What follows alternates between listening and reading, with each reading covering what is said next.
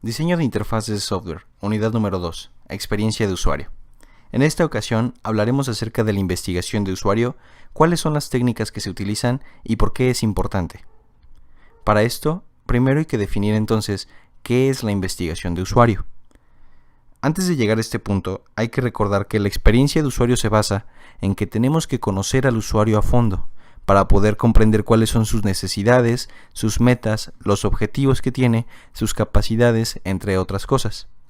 Por lo tanto, resulta bastante congruente que antes de diseñar algo para un usuario tengamos que conocerlo. Entonces, es aquí cuando encontramos funcionalidad en las técnicas de investigación de usuario. Pero entonces, en resumen, ¿qué es la investigación de usuario? Pues se trata básicamente de entender las necesidades, los comportamientos y las motivaciones que tienen los usuarios a través de distintas técnicas de observación. Es decir, tenemos que entender por qué lo están usando, cómo lo están usando y para qué lo están usando. Ahora, esto tiene que ver con entender el impacto que tiene nuestro diseño en los usuarios. Es decir, tenemos que saber si lo que estamos haciendo está impactando de forma positiva en los usuarios, es decir, les atrae, lo encuentran usable, lo encuentran útil, entre otros puntos que trataremos después. Pero entonces, ¿cómo es que vamos a llevar a cabo la investigación de usuario? Debido a que existen diferentes tipos de proyecto, diferentes tipos de usuario, puede que los conozcamos o puede que no, la forma en que tenemos que llevar a cabo la investigación dependerá completamente del tipo del proyecto, del tiempo que se tiene y del entorno en el que se encuentra. Es decir, dependeremos de qué es lo que vamos a desarrollar, en cuánto tiempo lo vamos a hacer y también de en dónde lo vamos a desarrollar. Ahora, conoceremos algunas técnicas de investigación de usuario que son bastante populares en el mundo del diseño de las interfaces. Primero tenemos que definir la técnica de card sorting.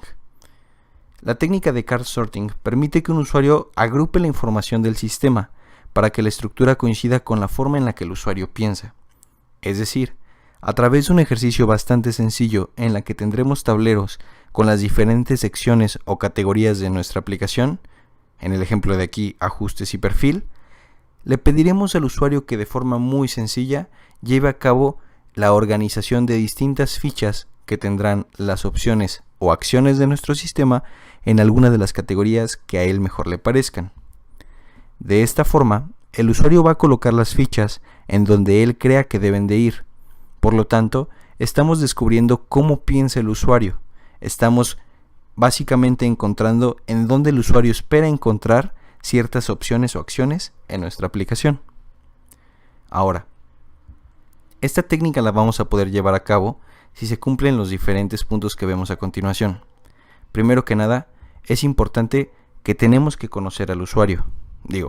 No podemos hacer algo o poner a alguien a poner fichas en un tablero si no conocemos a la persona. El segundo punto es que tenemos que darle cosas que organice en ese tablero. Por lo tanto, tenemos que tener contenido. Todavía no es necesario para esta etapa tener diseño, debido a que precisamente el diseño lo vamos a construir en base a lo que el usuario esté pensando. Y finalmente, sí nos va a servir para la etapa de pruebas y rediseño, debido a que nosotros podemos replantear la organización que tenemos en una aplicación y esta actividad nos sirve bastante bien para llevar a cabo un rediseño. La segunda técnica de investigación es la entrevista contextual.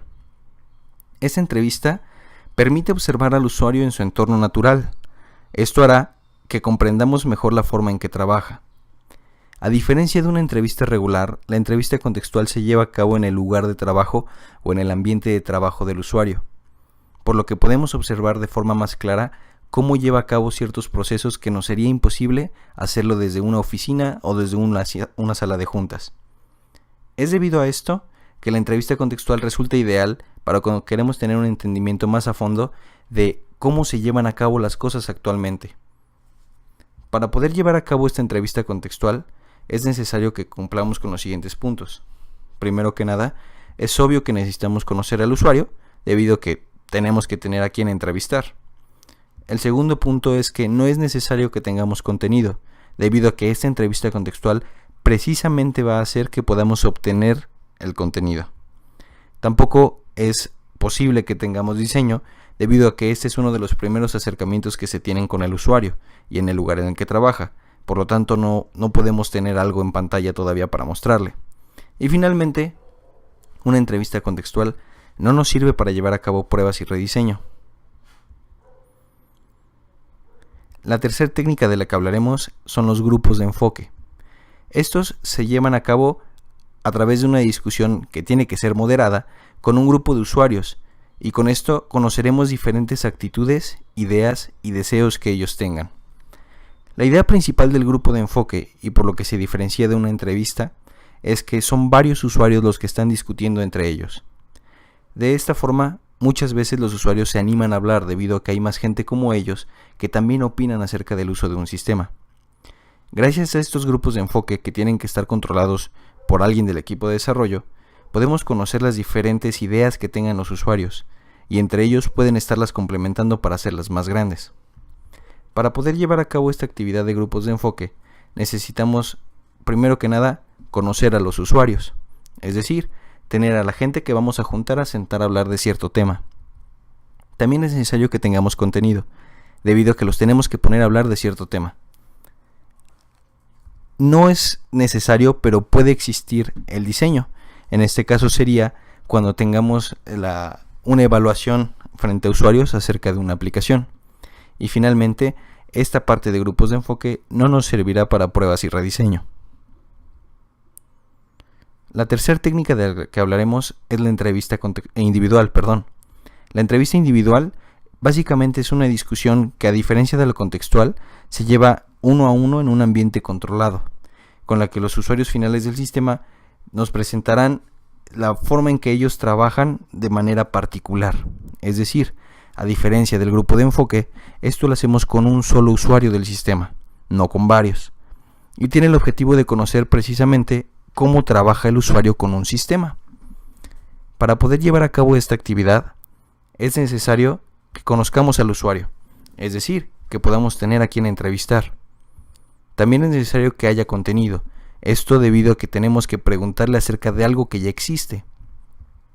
Es necesario que haya diseño, o podría existir el diseño, porque es uno de los temas de los que podríamos hablar con el usuario al final. Y finalmente, esta entrevista individual sí nos sirve a nosotros como diseñadores como retroalimentación para llevar a cabo pruebas y también el rediseño de la aplicación si es que fuera necesario. Esta entrevista, a diferencia de la contextual, no se lleva al inicio del proceso del diseño de la interfaz, sino se lleva en etapas más avanzadas. Otra técnica importante es el análisis de tareas. Esta nos va a servir a lo largo de todo el ciclo de vida del diseño de la interfaz, y tiene como objetivo básicamente conocer a fondo las metas del usuario, haciendo énfasis en qué espera obtener del sistema y cómo lo espera hacer. Es decir, en este punto entrevistaremos básicamente al usuario para saber qué actividades se tienen que llevar a cabo, pero también tendremos que preguntarle qué espera que resulten de esas actividades y cómo espera llevar a cabo esas actividades. Esto tiene el objetivo de analizar cada una de las tareas que encontramos en una aplicación, y debido a que muchas veces puede ser que nosotros no conozcamos el proceso de cada tarea, como el dar de alta un medicamento en una farmacia, esta entrevista resulta ideal para sacar los puntos que necesitamos para construir la interfaz en torno a esa tarea. Es debido a esto que se llama análisis de tareas. Para poder llevar a cabo esta actividad, necesitamos conocer al usuario al que le vamos a preguntar, es decir, saber que el usuario existe y quién es.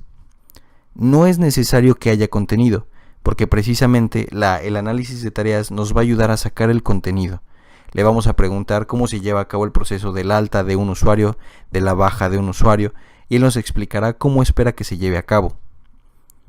Tampoco es importante y no es posible que haya diseño, debido a que apenas sacaríamos las pantallas para empezar a trabajarlas, y tampoco nos servirá para la parte de pruebas y rediseño. Esta, junto con la entrevista contextual, es una de las primeras etapas que debemos de llevar a cabo. De hecho, el proceso sería llevar a cabo la entrevista y posteriormente el análisis de las tareas. Finalmente, tenemos el diseño de personas. Esta actividad es un poco más compleja que las anteriores y tiene como propósito la creación de un usuario representativo. Los datos de este usuario pueden ser completamente falsos o inventados. Sin embargo, sus motivaciones deben de ser reales. El diseño de personas se lleva a cabo en ocasiones muy especiales en las que no conocemos al usuario o que nos resulta un poco más cómodo, como el proceso de diseño, en lugar de estarlo llamando varias veces, diseñar un usuario ficticio. A eso se le conoce como una persona. La creación de personas tiene como objetivo crear usuarios que pueden tener nombres falsos, que pueden tener diferentes carreras, pueden estar casados o solteros, pueden tener diferentes trabajos, horarios o nombres, pero lo que es importante de estos usuarios es que sus motivaciones sean reales.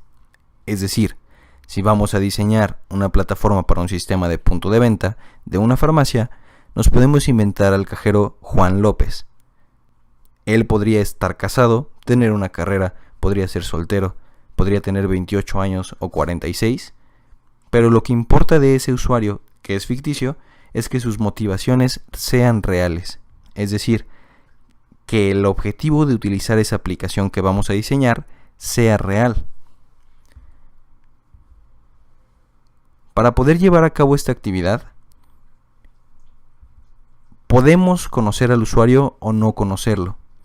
No es necesario que haya contenido, no hay diseño y no sirve para pruebas y rediseño. Entonces, de todas las técnicas que hemos hablado hasta ahora, esta es la única que nos permitirá trabajar con un usuario inventado o un usuario desconocido. Si se fijan, en este punto podemos o no conocer al usuario. En caso de que conozcamos al usuario, el diseño de la persona nos va a ser más fácil no estarlo citando cada semana para poder entrevistarlo o diseñar en torno a él. Y en caso de que no conozcamos el usuario, por ejemplo, para una aplicación que va a ser distribuida a nivel mundial o a nivel nacional, en la que nos resultará difícil saber quién es el usuario final, pensemos como en un Candy Crush o en un Facebook, podemos diseñar una persona que tenga ciertas motivaciones para utilizarla. Un ejemplo de esto puede ser Duolingo, que está orientado a cierto tipo de personas que tienen ciertas motivaciones para descargarla y aprender otro idioma. Por lo tanto, el diseño de personas nos ayudará a diseñar personas tanto si conocemos al usuario o no lo conocemos. Bueno, esto fue todo por este video. Nos vemos en clase. No olviden tomar sus apuntes. Hasta luego.